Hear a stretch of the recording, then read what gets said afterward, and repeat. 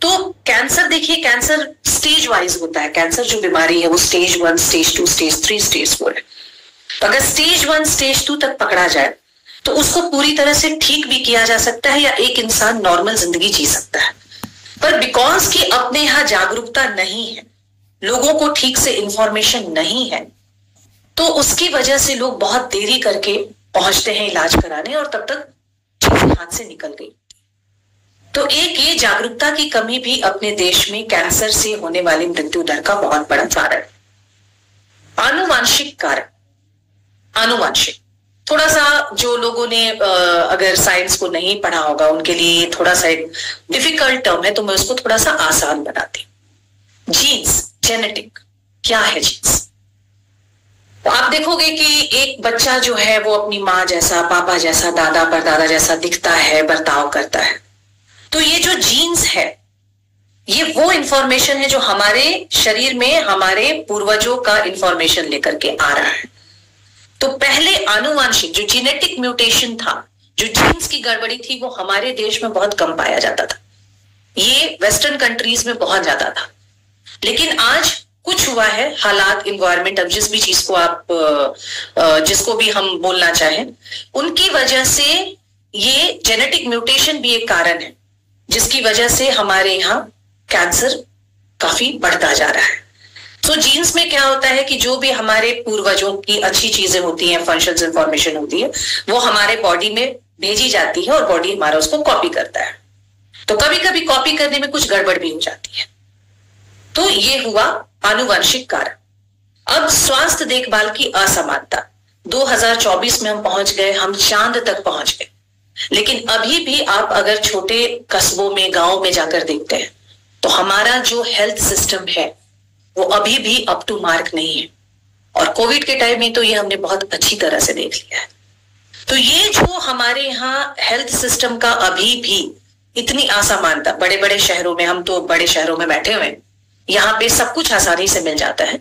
छोटे छोटे गांवों में जो है वो ढंग से डॉक्टर्स अवेलेबल नहीं है, हॉस्पिटल्स अवेलेबल नहीं है। वो भी एक बहुत बड़ा कारण है जो कि हमारे यहाँ कैंसर ने इतना उग्र रूप पकड़ लिया है। और एक जो लास्ट कारण है वो है पर्यावरण। अब देखिए, पर्यावरण में बहुत सारी चीजें आती हैं। पर्यावरण एक ऐसा कारण है जो कि हमारे हाथ में भी है और बहुत सारी चीजें हमारे हाथ में नहीं है। तो जब हम बात करते हैं पर्यावरण की, तो उसमें हवा, पानी, मट्टी और हम जो प्रोडक्ट्स लगा रहे हैं वो, ये सारी चीजें पर्यावरण में आ जाती है। अभी आप देखोगे कि रोड पे इतने ज्यादा व्हीकल्स बढ़ गए, इतनी गाड़ियां बढ़ गई हैं, उससे जो विषैले गैस निकलते हैं वो गैस भी कैंसर का कारण है। अभी जो मट्टी है, इतने पेस्टिसाइड्स जो यूज किए गए हैं, वो मट्टी भी अपने आप में खराब हो गई है। उस मट्टी से जो फल फूल, जो खान पान हम लोग खाना पीना निकाल रहे हैं, उसके अंदर भी अब केमिकल्स आ रहा है। वो भी एक कारण है कैंसर का। पानी, साफ पानी, आज भी हमारी देश की जो है वो आधी आबादी को साफ पानी नहीं मिलता है। कितनी दुख की बात है। ये भी एक कारण है जो कि कैंसर को उत्पन्न कर रहा है। एंड देन प्रोडक्ट्स जो आप यूज कर रहे हैं, कितने बार हम लोगों को पता ही नहीं है। मैंने जैसे आपको कहा, इस बात को आप लोग गांठ बांध लीजिएगा, लिख के रख लीजिएगा। कुछ भी मार्केट में खरीदने जाएं तो उसका इंग्रेडिएंट जरूर पढ़ें कि उसके अंदर क्या क्या चीजें मौजूद है। और अगर आपने पैराबेन या सिलिकॉन, इस तरह के प्रोडक्ट्स, अगर आपने इस तरह का उस पर लिखा हुआ देखा, तो उस प्रोडक्ट को यूज मत कीजिए। जो हम लगाते हैं, हमें वही चीजें लगानी चाहिए जो हम खा सकते हैं। और इसके लिए हमारे कीसोल हमारी बहुत बड़ी मदद करता है। अगर आप कीसोल के प्रोडक्ट्स को देखें तो कीसोल के प्रोडक्ट्स में आपको मोस्टली जो मिलेंगी इंग्रेडिएंट्स वो हानिकारक नहीं रहेंगी और ज्यादा से ज्यादा नेचर से ली हुई नेचुरल चीजें एक्सट्रैक्ट करके डाली हुई है। अब मैं थोड़ा सा आप लोगों का ध्यान लाना चाहूंगी कि कैंसर के, ब्रेस्ट कैंसर के क्या क्या सिम्टम्स हैं।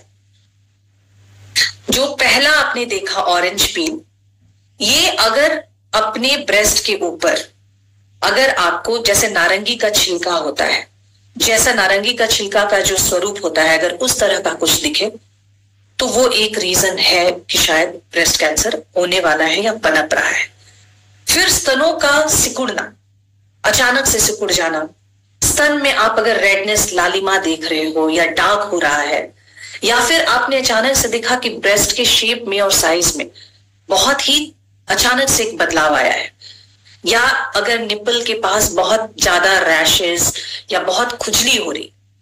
और नॉर्मली क्या होता है कि पीरियड्स के टाइम में वुमेन को थोड़ा सा ब्रेस्ट में पेन होता है, लेकिन अगर माहवारी बंद हो गई है, अगर मेनोपॉज हो गया है और उसके बावजूद अगर आपको कहीं पे प्रॉब्लम, पेन हो रहा है, तो ये सारे कुछ ऐसे सिम्टम्स हैं जो कि ब्रेस्ट कैंसर की ओर इशारा करते हैं। अब देखिए, इनमें से कुछ आपको हो सकता है तो डरने की जरूरत नहीं, ये सिर्फ एक जागरूकता के लिए, आपको बताने के लिए ये सिम्टम्स मैंने बताया है। बहुत सारे अलग अलग रीजंस भी हो सकते हैं। बहुत बार ऐसा होता है कि हमने ढंग का वेल फिटेड ब्रा नहीं पहना, उसकी वजह से भी थोड़ा सूजन हो गया, रेडनेस हो गया। तो लेकिन इन सारे सिम्टम्स को एक बार आप ध्यान में जरूर रखिए। अगर इस तरह का कोई भी बदलाव ब्रेस्ट में दिखता है तो इमीडिएटली अपने डॉक्टर से एक बार कंसल्ट करने में कोई प्रॉब्लम नहीं है। मैं आगे बढ़ती हूं। अभी तो मैंने आप लोगों को बता के डरा दिया कि ये रीजंस हैं, बहुत सारे रीजंस ऐसे हैं जो हमारी वजह से हम ब्रेस्ट कैंसर को आमंत्रित कर रहे हैं, और बहुत सारे रीजंस हमारे हाथ में नहीं है। पर ऐसा नहीं है, सारे प्रॉब्लम्स के सॉल्यूशंस भी हैं। तो मैं कुछ आप लोगों को सॉल्यूशन बताना चाहूंगी।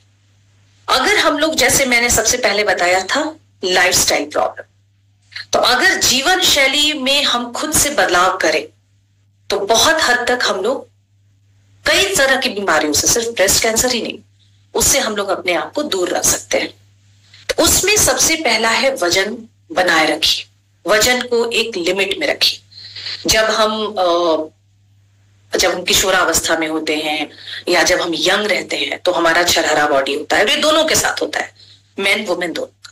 Over the period of time, जैसे जैसे हमारा एज बढ़ते जाता है, हम वेट गेन कर लेते हैं। बहुत सारे लोग आजकल लोग बहुत ही एक्टिव हो गए हैं और अपने वेट को संभालते हैं, और फिर भी आप देखिएगा कि लोगों ने बहुत वेट पुट ऑन कर। तो देखिए, वजन को एक अच्छे स्तर पे रखना बहुत जरूरी है। शिल्पा शेट्टी बनने की जरूरत नहीं है, लेकिन फिर भी। और उसके लिए मैं आपको एक तरीका बताती हूँ। एक वर्ड होता है BMI। अगर आप लोगों ने कॉपी पेन लिया हुआ है तो उसको जरूर अपने पास लिख के रखिएगा, बॉडी मास इंडेक्स। सो क्या होता है कि अगर मेरा हाइट अगर 5'4" है तो 5'4" के हिसाब से मेरा वजन कितना होना चाहिए। मैं स्त्री हूं तो मेरा वजन कितना होना चाहिए, पुरुष हूं तो उतना होना चाहिए। वो एक आइडियल वेट आपको बताता है। नॉर्मली 25 होता है उनका स्टैंडर्ड। अगर उसके ऊपर आपका BMI आ रहा है तो आपको अपनी वजन को कम करने की जरूरत है। तो पहला तो हो गया कि हमें अपने वेट को मेंटेन रखना है, सिर्फ आकर्षक दिखने के लिए ही नहीं, स्वस्थ रहने के लिए। दूसरा, नियमित शारीरिक गतिविधि। ये हर कोई जानता है, लेकिन यहां हम बन जाते हैं हनुमान, हम भूल जाते हैं। अभी हमारे जैसे, हम बड़े शहर में रह रहे हैं तो हमारे पास जिम है, हम लोग वहां जाते हैं, जिम करते हैं। लेकिन ये एक्सक्यूज मत बनाइए।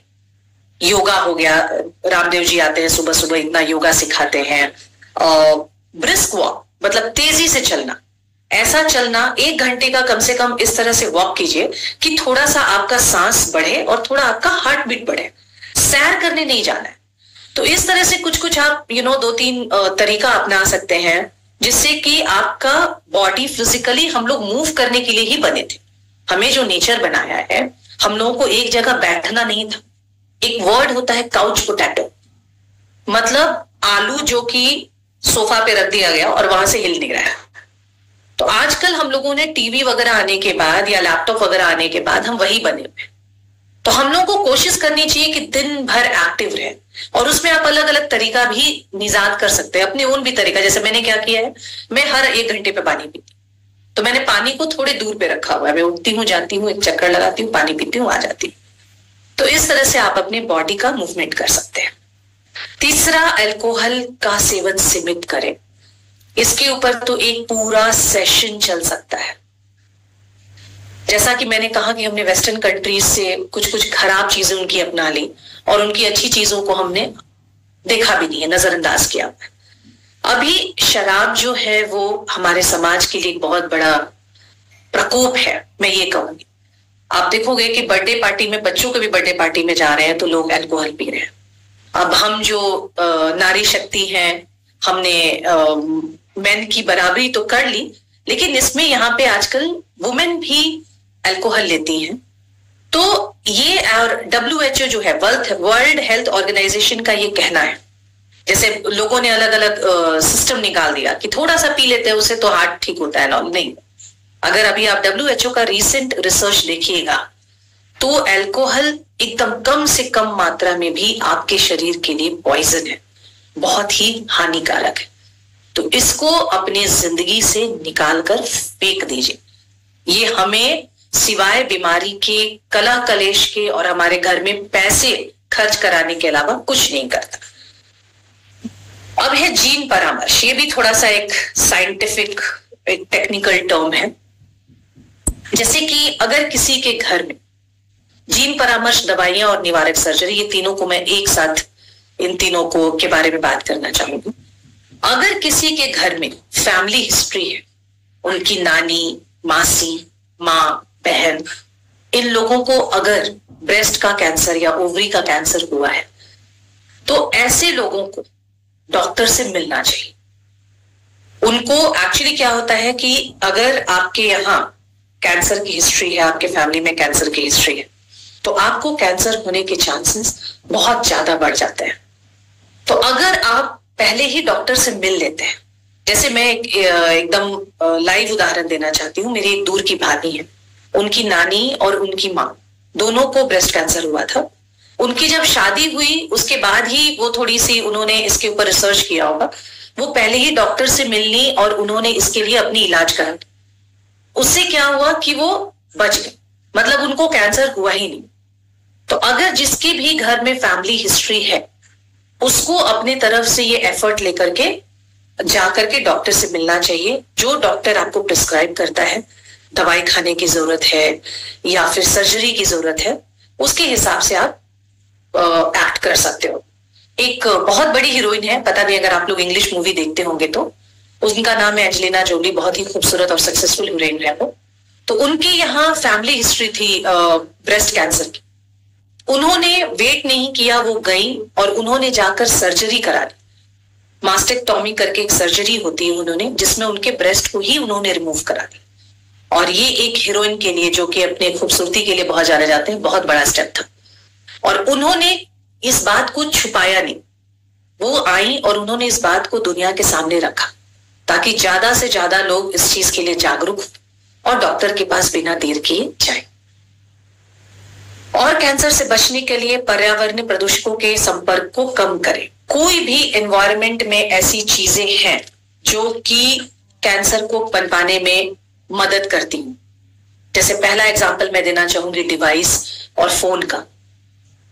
हम लोग रात में भी एकदम अपने गले से लगाकर फोन को सो रहे हैं, अपने लैपटॉप को रख रहे हैं। तो इसको हम थोड़ा अपने से दूर रख सकते हैं, कम से कम 8 घंटे तो रख सकते हैं, कमरे के बाहर रख सकते हैं। तो ये करें। दूसरा होता है कि बहुत सारे लोग स्मोक करते हैं। हम नहीं स्मोक कर रहे हैं, लेकिन हम उनके बाजू में बैठे हैं, उसको बोलते हैं पैसिव स्मोकिंग। तो जितना उस इंसान को हानि हो रहा है जो ओरिजिनली बैठकर स्मोक कर रहा है, उतना ही हानि आपको भी हो रहा है और आपको शायद इसका पता नहीं है। तो अपने आप को इस तरह का जो भी माहौल है उससे अपने आप को बचा करके देखिए। फिर पेस्टिसाइड्स और केमिकल्स, जैसे अगर आपके यहाँ सब्जियां आ रही हैं, फल आ रहा है, उसको अभी बहुत सारे मार्केट में इस तरह के प्रोडक्ट्स भी आ गए हैं कि आप उससे वॉश करके उसके केमिकल्स को हटा सकते हैं। तो इस तरह का कुछ स्टेप्स आप अपना सकते हैं। प्रोडक्ट तो आपको सोचने की जरूरत नहीं है।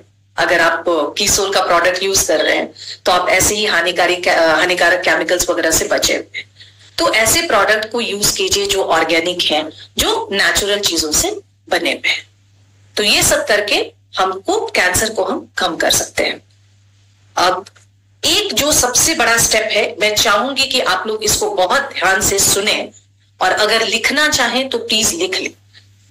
जो हर औरत को, जब वो एक माहवारी जब से उसको होता है, आप अपनी बेटी को, अपनी माँ को, हर किसी को ये बताएं, वो है ब्रेस्ट सेल्फ एग्जामिनेशन, अपना स्वयं का परीक्षण। और ये करना है हर महीने। तो जब माहवारी के दौरान नहीं, माहवारी के दौरान ऐसे ही थोड़ा हार्मोनल चेंजेस रहता है हमारे बॉडी में और हमारे ब्रेस्ट में थोड़े से बदलाव रहते हैं। तो माहवारी से कुछ दिन के बाद अपने फोन के कैलेंडर में या अपने घर के कैलेंडर में एक डेट मार्क कर लीजिए और उस डेट पे आपको अपना सेल्फ एग्जामिनेशन करना है। उसका क्या प्रोसेस है? बहुत सिंपल है और मैं बहुत ओपन होकर के खुल करके आपको बताने वाली। तो ध्यान से सुनिएगा, मेरे साथ जुड़े रहिएगा। आपको टॉपलेस होकर के अपने टॉप को रिमूव करके एक शीशा के सामने खड़े हो जाना है और शीशा के सामने खड़े होकर अपने आप को ध्यान से अपने स्तन को देखना है। क्या देखना है? स्तन के साइज को, स्तन के शेप को और स्तन के स्किन को। ये तीनों को ही आपको ध्यान से देखना है और ये देखने की कोशिश करनी है कि कहीं कोई गठान, कहीं कोई गांठ तो नहीं है। अगर वो नहीं है, बहुत अच्छी बात है। उसके बाद आपको क्या करना है? आप थोड़ा सा आगे झुक जाइए और झुक करके फिर से अपने आप को शीशे में देखिए। आपको अपने निप्पल्स को देखना है। दोनों जो निप्पल्स हैं वो एक बराबर ही लटकने चाहिए। अगर किसी में आपको तनाव दिखता है तो वो गड़बड़ है, वहां पे आपको सतर्क हो जाना है। तो ये दो चीजें। उसके बाद जब हमने अच्छे से परीक्षण कर लिया, जब अच्छे से अपने आंखों से देख लिया, तो आपको क्या करना है? अपने दोनों हाथ को पीछे ऐसे सर के ऊपर रखना है और उसके बाद फिर खुद को देखना है। इससे क्या होगा? इससे जो निप्पल के नीचे का जो एरिया है, अगर उसमें कहीं कोई बदलाव है तो वो आपको दिख जाएगा। तो ये था तीसरा स्टेप। प्लीज स्टेप इसको याद रखिएगा। पहला है टॉपलेस, आप मिरर के सामने खड़े हैं, खुद को आकार, शेप, साइज, स्किन सब देख रहे हैं, अब सब कुछ सही है। उसके बाद आप थोड़ा सा शीशा के सामने झुक जाते हैं और उसके बाद आप अपने निप्पल्स के देखते हैं कि दोनों का एक आकार में दोनों नीचे लटकने चाहिए, किसी में खिंचाव तो नहीं है। फिर आपने दोनों हाथ अपने सर के पीछे रखा और फिर अपने आप को देखा। अगर कहीं पे आपको कोई बदलाव नहीं दिखता है तो यहां ये आपका एक स्टेप पूरा हो गया। अब जो दूसरा स्टेप है उसमें आपको खुद को छू करके और तब अपना निरीक्षण करना है। और कैसे छूना है वो मैं बता रही। ये देखिए, ये जो 3 फिंगर्स है ना, ये 3 फिंगर्स हमने ऐसे ज्वाइन किया, ठीक है, और इस तरह से टच करना है दबा के, ठीक है। और ये कहां से शुरू करना है? अगर आपको अपने लेफ्ट ब्रेस्ट का अगर आप स्क्रीनिंग कर रहे हो तो राइट हैंड से कीजिए और अगर राइट ब्रेस्ट का स्क्रीनिंग कर रहे हैं तो लेफ्ट हैंड से कीजिए। आर्मपिट से, कांख से शुरू करना है। कांख से शुरू करना है दोस्तों, सिर्फ ब्रेस्ट के ऊपर ध्यान नहीं देना है। कांख भी, आर्मपिट भी इक्वली इंपॉर्टेंट है।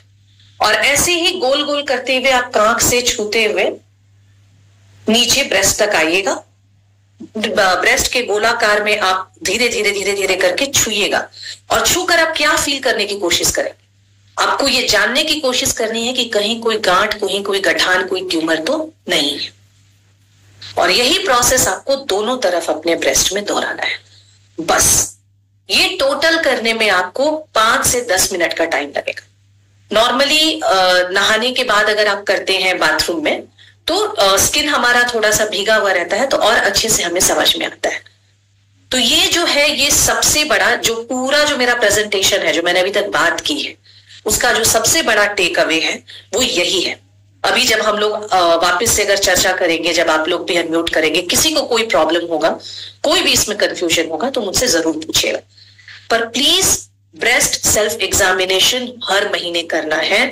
एक 18 साल की भी लड़की को करना है और एक 60 साल की भी महिला को करना है और ये हर महीने करना है। एक डेट कैलेंडर में डालना है, अपने लिए 5 मिनट निकालना है। ये एक ऐसा स्टेप है जो आपको शायद बहुत बड़े होने वाले आने वाले प्रॉब्लम से बचा सकता है। अब हम बात करते हैं कि अगर हमें कहीं कोई गांठ, कोई गठान महसूस हुआ तो उससे डरने की जरूरत नहीं है दोस्तों। नॉर्मली 10 में से जो 9 गांठें होती हैं, जो 9 ट्यूमर्स होते हैं, वो नॉन कैंसरस होते हैं। उसमें से एक आधी ऐसा हुआ जो कि शायद कैंसर का रूप ले ले। एंड अगेन, जैसा कि मैंने बताया था कि कैंसर 4 स्टेज में होता है, स्टेज 1, 2, 3, 4। अगर वो अर्ली डिटेक्ट, अगर वो पहले पकड़ में आ जाए तो उसका इलाज संभव है और एक नॉर्मल जिंदगी भी संभव है। मैंने अपने आसपास कई लोगों को देखा है, वो एकदम नॉर्मल हमारी तरह से जिंदगी जी रहे हैं और बल्कि अब और ज्यादा अलर्ट होकर के और ज्यादा एक्टिव होकर के जी रहे हैं। और अगर आपको स्क्रीनिंग में कुछ भी समझ में आता है तो अब आपको जाना है डॉक्टर के पास। डॉक्टर जो है वो कैसे कैसे एग्जामिनेशन करते हैं, मैं कुछ आपको उसके लिए भी जानकारी दे देना चाहती हूँ। अगर आप किसी भी डॉक्टर के पास स्क्रीनिंग के लिए जाते हैं तो पहले वो आपका पर्सनल एग्जामिनेशन करेंगे, फिर वो अल्ट्रासाउंड कराते हैं, मेमोग्राम कराते हैं, MRI, ब्रेस्ट बायोप्सी, ये सब कुछ ऐसे स्क्रीनिंग टेस्ट हैं जो क्लिनिकल टर्म्स में डॉक्टर आपको सजेस्ट करेगा। अब कैसे लोग हैं, वो कौन से लोग हैं जिनको की जाना चाहिए क्लिनिकल टेस्ट के लिए, उसके ऊपर मैं थोड़ा सा चर्चा करना चाहूंगी। पहला तो जैसा मैंने बताया कि अगर अपने सेल्फ स्क्रीनिंग में अगर खुद से अगर आपने अपना आप खुद से देख रहे थे और उसमें आपको कुछ गड़बड़ होती है तो आप जाइए। दूसरा, अगर फैमिली हिस्ट्री है, अगर आपकी माँ, मासी, बहन, नानी, इनमें से किसी को भी अगर कैंसर था तो आपको अलर्ट होना चाहिए और आपको जाना चाहिए। अगर आप 40 साल के हो गए तो एक बार अपने गायनो से मिल लो और एक्चुअली अपना थॉरो चेकअप करा लीजिए। आप ब्रेस्ट का करा लीजिए, आप यूट्रस का करा लीजिए। आजकल ये सारे प्रॉब्लम्स बहुत ज्यादा आ रहे हैं, तो वो वेट नहीं करना चाहिए कि हम बीमार हो गए, हमारे साथ कुछ गलत हो गया तब हम डॉक्टर के पास जा रहे हैं।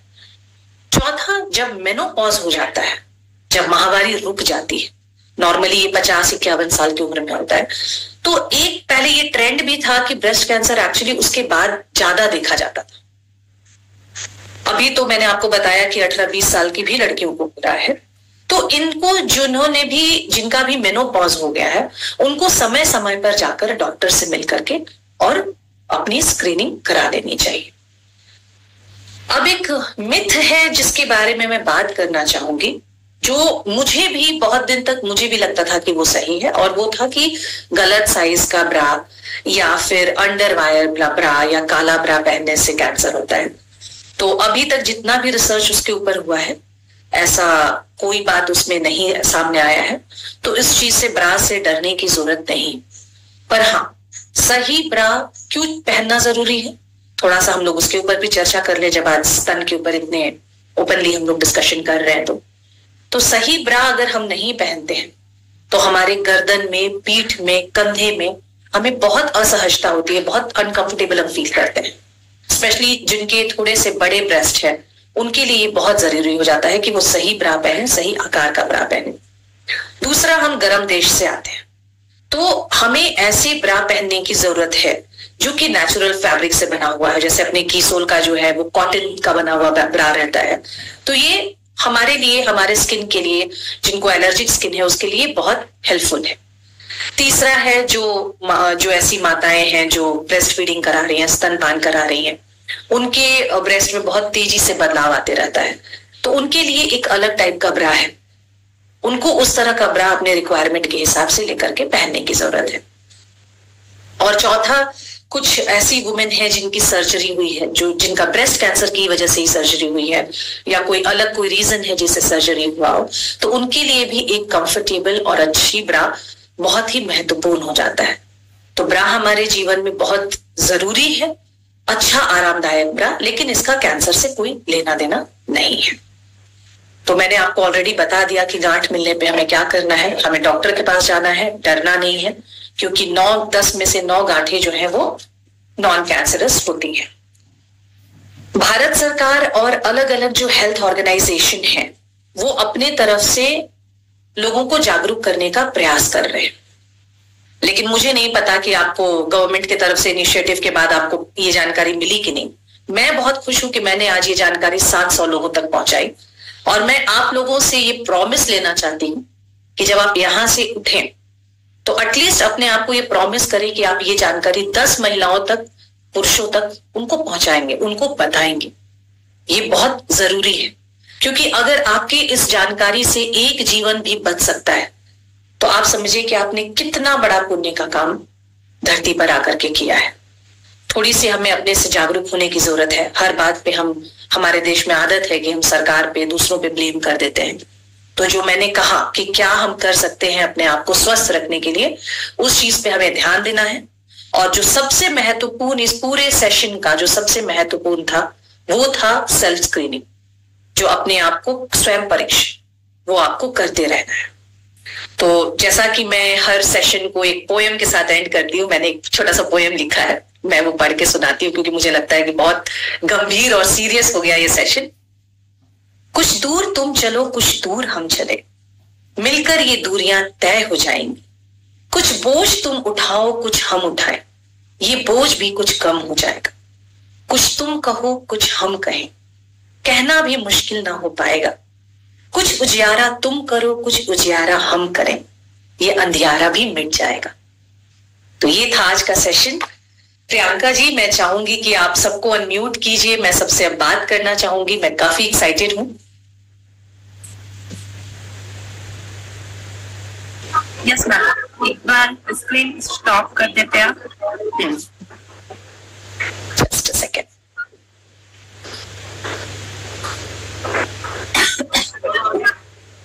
यस,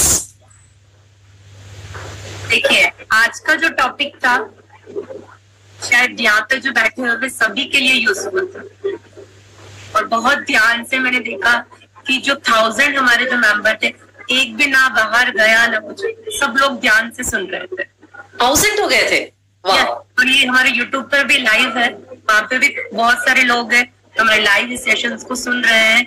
सविता मैम, श्वेता जी, तो जैसा कि मैम ने बोला कि हम कुछ लोगों को सुन लेते हैं ताकि हमें भी वो पता चले कि जो श्वेता मैम ने हमें जो जानकारी दी है कहाँ तक हम उस चीज तक पहुंच पाए या कनेक्ट कर पाए। क्योंकि मुझे जहाँ तक जो इन्फॉर्मेशन थी, आज मैंने बहुत सारी नई चीजें सीखी, लेकिन बहुत सारे लोग होंगे जो इस टॉपिक को पहली बार इतना डीपली उन्होंने सुना होगा।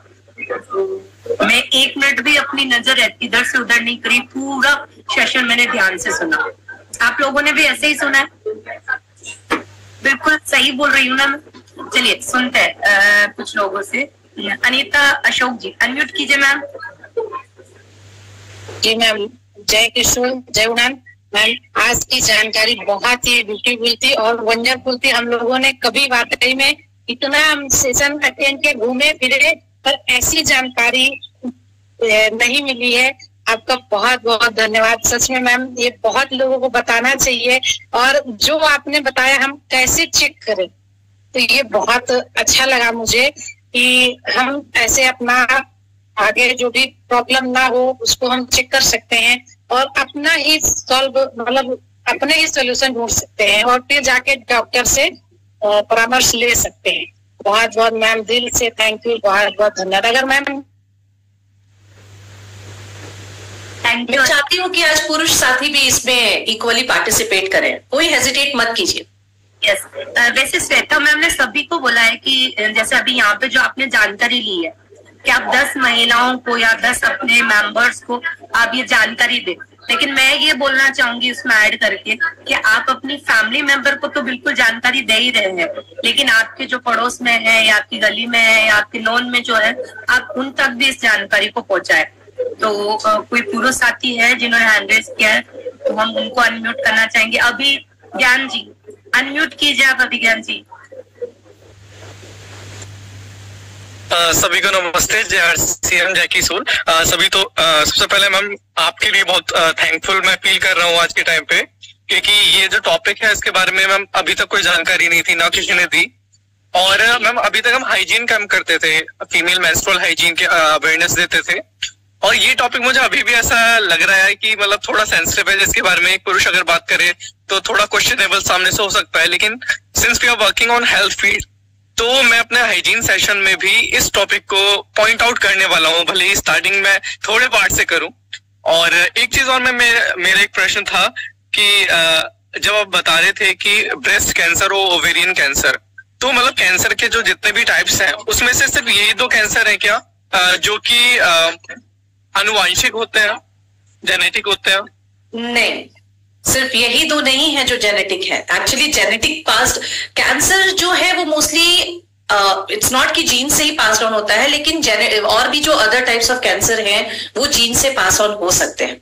और अनफॉर्चुनेटली हम लोग उस पर कुछ भी नहीं कर सकते, we can't do anything about it.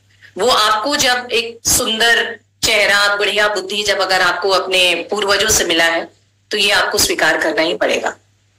पर ब्रेस्ट कैंसर, ओवेरियन कैंसर और सर्वाइकल कैंसर, ये तीनों बहुत ज्यादा राइज पर है इंडिया में, जो कि बहुत सोचने वाली बात है। मैम वन मोर क्वेश्चन, कि अगर किसी के फैमिली में किसी को दूसरे तरीके का कैंसर है तो क्या ये संभावनाएं बढ़ जाती हैं कि मतलब कोई रिलेशन है कि दूसरे टाइप का कैंसर और ब्रेस्ट ओवेरियन कैंसर का? देखिए, मैं इस पे एक्सपर्ट नहीं हूं, इसलिए मैं इसके ऊपर कमेंट नहीं करना चाहूंगी। पर मैं, ये आपने बहुत अच्छा क्वेश्चन उठाया है, और मैंने जैसा बताया कि मेरी जो पड़ोसी हैं वो ऑन्कोलॉजिस्ट है, बहुत सीनियर डॉक्टर है, तो मैं उनसे डेफिनेटली इसके बारे में बात करूंगी, और नेक्स्ट जो भी हमारा सेशन है उसके ऊपर मैं इस पे जरूर डिस्कशन करना चाहूंगी। तो मैं, आपका ये बहुत सुंदर क्वेश्चन है, मैं इसको नोट कर लूंगी। Thank you so much ma'am.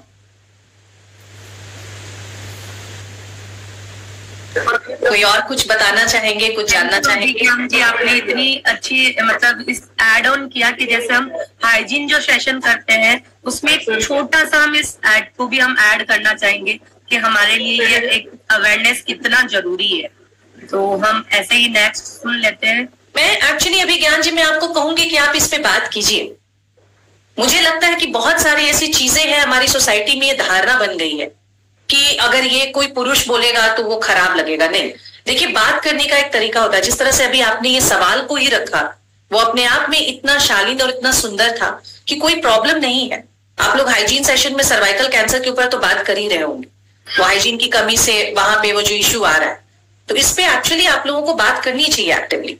अभी हम लोग यहाँ 1000 लोग हैं जिन्होंने इस सेशन को सुना है, और ये 1000 अगर 10-10 लोगों को बताते हैं तो बताइए कितने लोगों को पता चल जाएगा इसके बारे में। और कोई? मुझे लगता है लोग बहुत सीरियस हो गए, इतना टेंशन नहीं लेना है, इसके लिए ही आज ये सेशन हो रहा है। बहुत सारे hand raise, Shweta ma'am, please आप 2-4 लोगों को अनम्यूट कीजिए ना Priyanka ji, we would like to talk to them. अभी है हमारे पास 5-10 मिनट। तिवारी जी अनम्यूट करिए। जी मैम, जय आरसीएम, जय किशोर। मैम ये पूछना चाह रही थी कि आज का सेशन तो बहुत ही अच्छा था, लेकिन जो अपने ये चेस्ट के नीचे के साइड होता है सीधे हाथ पे, वहां पे मतलब अपने चेस्ट के जस्ट नीचे, वहां पे दर्द होने का क्या रीजन होता है? मतलब जहां हमारा स्तन खत्म होता है, जहां हमारे ब्रा का शुरू होता है, वहां पे आप बोल रही हैं? नहीं, बीच में जस्ट अपना जो दूध पिलाने का होता है उसके नीचे ही जस्ट दर्द होने का रीजन क्या होता है? वो भी एक्चुअली, मैंने वो जो निप्पल के नीचे की आप बात कर रही है ना? जी मैम। देखिए, बहुत बार तो हार्मोनल चेंजेस की वजह से होता है। बहुत लोगों को आप देखिएगा कि माहवारी के दौरान, पीरियड्स के आसपास वो पेन होता है। जी मैम। और अगर वो पेन के साथ साथ, अगर जैसे मैंने आपको बोला था ना, ये 3 फिंगर के साथ गोल घुमा कर टच करने का, जी, अगर आप छुइए और अगर कहीं पे कोई गांठ अगर नजर आती है ना वो दर्द के साथ, तो डॉक्टर के पास जाना। देखिए, पूरा ब्रेस्ट और आंख, आर्मपिट, वहां कहीं भी अगर दर्द के साथ अगर गांठ महसूस होता है तो एक बार डॉक्टर से जरूर मिल लीजिए। लेकिन अगर ब्रेस्ट बोल रही थी आप? जी मैम, मुझे खुद होता है, इसलिए मैं पूछ रही थी। तो आप, मैंने जो अभी सेल्फ एग्जामिन करने के लिए जो तरीका बताया है ना, उससे आप अपने आप को एग्जामिन कीजिए, अपना परीक्षण कीजिए, और देखिए कि कहीं कोई गांठ या गठान कुछ ऐसा तो महसूस नहीं हो रहा है। और एक जो मैंने कहा था दोनों हाथ को पीछे रख के देखने का, वो भी आप एक बार जरूर देखिएगा, और देखिएगा कि कोई शेप या साइज में कोई अंतर तो नहीं दिख रहा।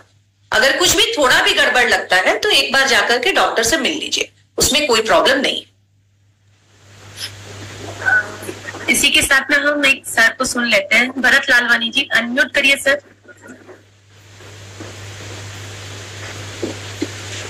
जी मैडम, धन्यवाद मैडम। आपने मैं भी मैडम वंडर वर्ल्ड पीक चलाता हूँ नागपुर से, और मैं भी उड़ान के सेशंस अटेंड किया हूँ, हाइजीन कैंप वगैरह हम लोग भी करते हैं। हमारे साथ में कोई निर्जरास भी है दीदी लोग, उन लोगों के साथ में हम लोग कई बार इधर उधर जाते हैं और काफी अच्छे से हम लोग कैंप लेते हैं। और आज जो आपने बताया, वाकई में अब तक के किसी ने ये नॉलेज नहीं शेयर किया था, वो चीज आपने दीदी शेयर की, इसके लिए मैं तहे दिल से आपका धन्यवाद करता हूँ। क्योंकि इतना आसान नहीं है। आपने जो चीज बताई है, अगर उस चीज के ऊपर कोई केयर करे तो क्योंकि मैं दुकान पे भी बैठता हूँ, मेरा जो वंडर वर्ल्ड पीक है वहां पर कई ऐसे लोग आते हैं, मैं बताता हूँ उनको हाइजीन से रिलेटेड जब भी कोई चीज है, और मैं हर उम्र दराज के लेडीज फीमेल्स को भी बताता हूँ, इवन जेंट्स को भी बताता हूँ।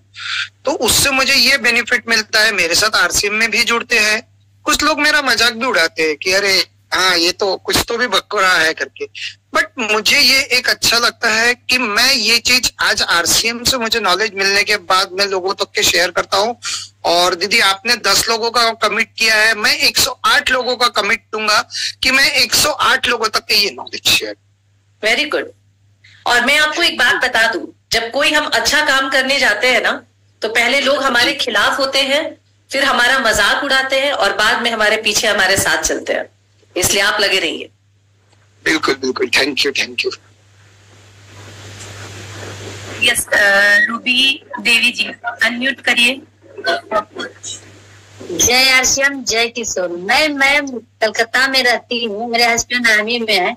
मैं पहले फ्लैट में रहती थी, मैं मेरे उड़ान वाला कोर्स में आ गया था, ब्रेस्ट कैंसर के बारे में बताया जाएगा, तो मैं वो रूम पे गए मैम, क्योंकि मेरी बहुत सारे फ्रेंड है, मैंने बोला आज सब मिलके ना एक मीटिंग करेंगे मेरे साथ। आपने कमिटमेंट दिया 10 गो मैम, मैं पहले ही 20 आदमी के साथ बैठी थी, पर मेरा वहाँ लिंक नहीं जुट रहा था मैम। उन लोगों के पास सॉरी बोल के कि मेरा लिंक नहीं जुट रहा है, मेरा क्लास भी छूट जाएगा। मैं आप लोगों को डिटेल में बता दूंगी, मैं सुन के मैं घर जाती हूँ, मेरा लिंक वही जुटेगा, वहाँ जुट नहीं रहा था लिंक मेरा। फिर मैम हाँ, मैं वहाँ जाके फिर मैं बताऊंगी, नहीं तो मैं अभी साथ साथ मेरा अभी 10 औरत बैठी थी मैम ये सेशन सुनने के लिए। मैं दूसरे अच्छी बात है। प्रियंका जी, हम लोग ये लिंक यूट्यूब पे डालते हैं ना? हाँ, वो यूट्यूब पे अभी लाइव है आपका। और उसके बाद कैसे देख सकते हैं यूट्यूब पे? थोड़ा सा अगर यूट्यूब का जो अपना किशोर ओरिजिनल करके जो हमारा चैनल है, उस पेज पे आप जाइएगा, वहां से आप इस वीडियोस को आप देख सकते हैं, इस सेशंस को वहां जाके सुन सकते हैं। Very good. तो आप फिर अपने फ्रेंड्स को वहां से दिखा दीजिए, है ना? आपको जो लिंक मिला था उसमें आपका यूट्यूब चैनल का नाम भी लिखा हुआ था, तो आप वहां जाके इसको देख सकते हैं। ठीक है, चलिए, मुझे लगता है कि समय कम है अब हमारे पास, और उड़ान का